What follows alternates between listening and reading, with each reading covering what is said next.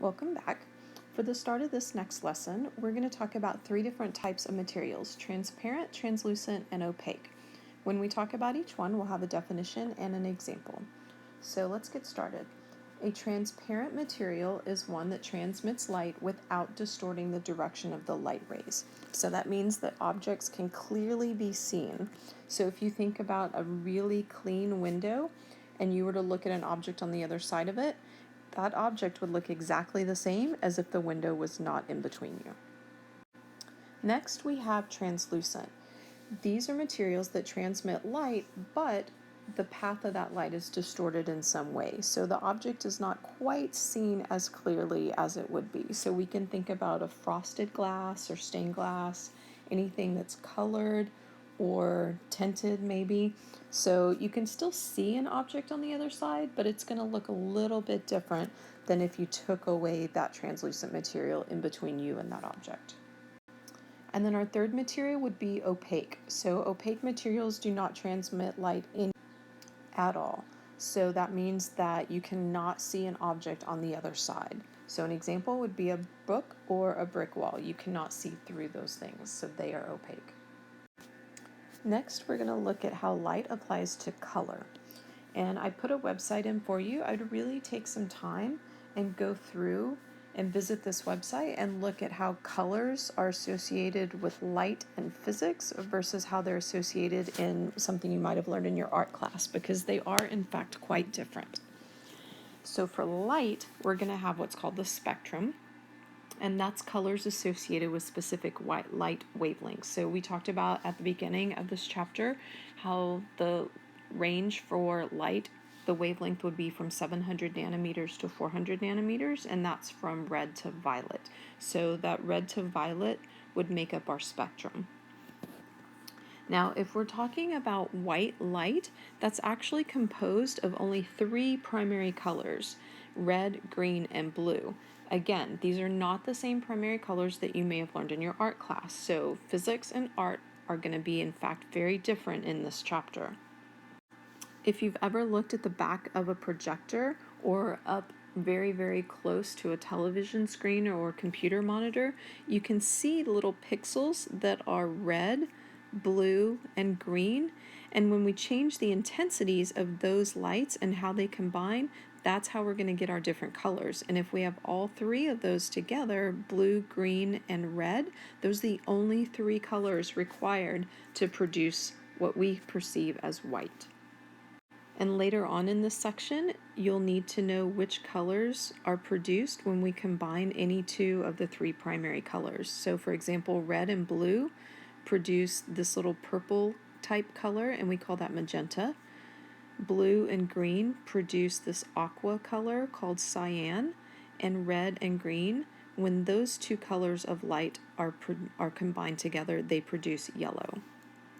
So we'll revisit that later. I just wanted to show you because this is a really good example of the physics color wheel.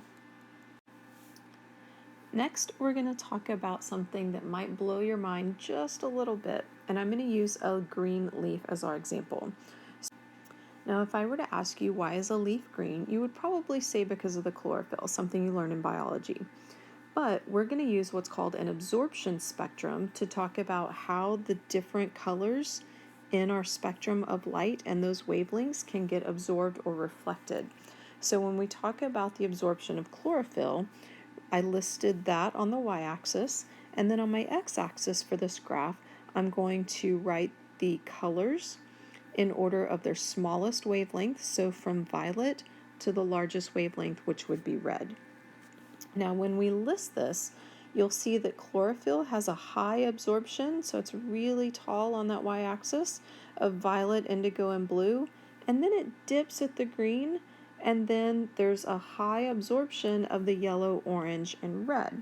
Now, in this section where it dips at the green, if it's not being absorbed, that means it's being reflected. The opposite is happening. So, technically, when you look at a green leaf, all of the colors in the spectrum are being absorbed except green. Green is the color or the wavelength that gets reflected to your eye, and that's the color that you see.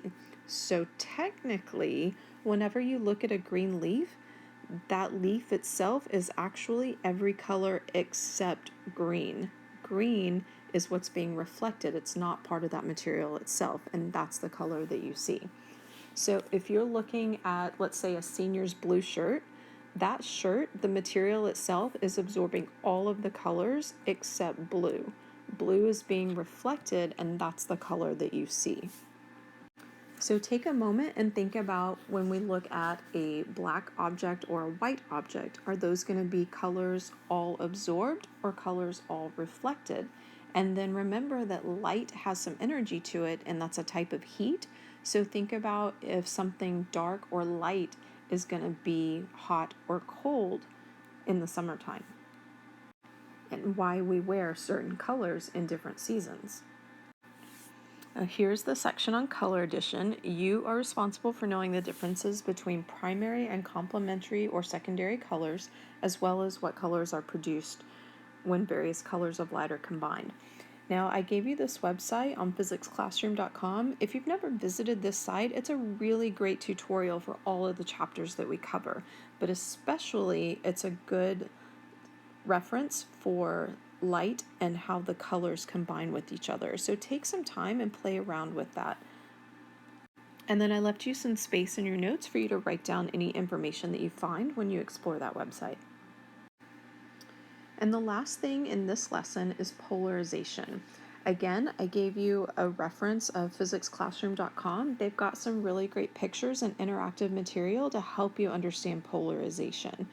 For us, for right now, I simply want you to think of polarization as something like wearing sunglasses or tinted windows in a car. If light is polarized, then part of that light's going to get blocked out.